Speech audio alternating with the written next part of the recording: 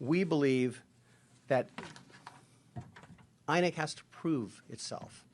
It has to prove the results it announced were true and were real. There are 176,600 polling stations.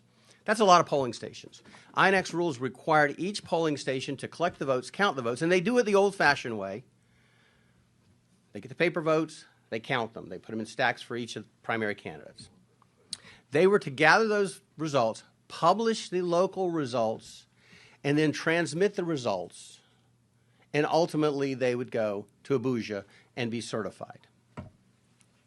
Well, what happened was they published some of the results early on, and then they took them down. And so what they have is something that looks a little bit like this, scribbling, when it used to look like this, where it was written.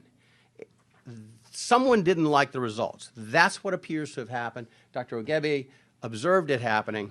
So what we have is vote rigging, vote buying, and bribery. So despite INEC's efforts, nothing good happened. And we're back to the same old thing, the same old efforts. So what do we do? What do we do in the United States? What do we do as members of the diaspora? What do we do as international attorneys or international law folks? What do we do to ensure democracy can thrive? That the promise of 1960 can become true again, hopefully. Well, we are asking that INEC throw open the curtains and let the full light of truth come in to prove the transparency and the veracity of the results they've announced. If the results are true, they should be able to prove it. It is absolutely not extraordinary to ask them to prove it. Show me your math. We've all gone to school. Show me your math. You've got a number. Show me how you got to that number. Prove what you did.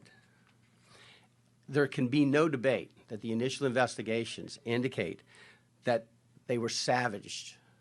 The rules were savaged. The rights of the electorate were savaged. It was polluted by blatant and widespread corruption.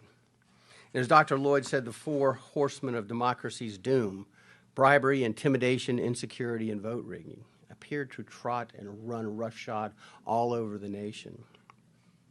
They were harnessed to skew the results. We, NADECO, call upon the people of Nigeria to act peacefully, but to demand that proof be provided to them, that INEC prove the results they've announced.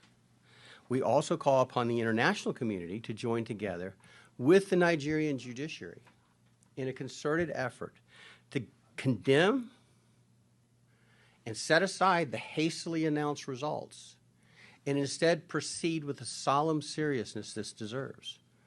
Again, one of the